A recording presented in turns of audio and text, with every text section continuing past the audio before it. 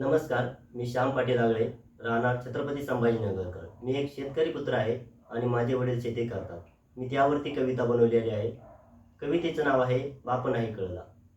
बाप नाही कळला, कळता कळता बराच वेळ ढळला. घाम कष्टाचा गाळला, धर्म बापाचा पळला. बाप थंडीत थरथर कापला, उन्हात अनाथ तापला. कितीही त्रासाने त्रासला, तरी कधी नाही खचला. चेहरा जरी सुकला, तरी देखील मुखावर असला.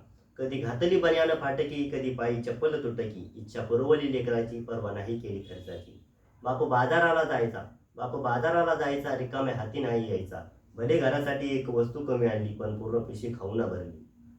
कष्ट शेतातले जाऊन बाप शिक म्हणाला, कष्ट शेतातले जाऊन बाप शिक म्हणाला. काम माझ्या वाटेचे करून बाप खुश म्हणाला. आईने धर्म शिकवला तर बापाने कर्म शिकवला. आईने धर्म शिकवला तर बापाने कर्म शिकवला. स्वाभिमानाने जगायचं कसलं, तर मोठभर पेरून इथभर पोट भरलं. बाप प्रेम नाही दाखवत, पण न दाखवता बरंच काही शिकवतो. बाप प्रेम नाही दाखवत, पण न दाखवता बरंच काही शिकवतो.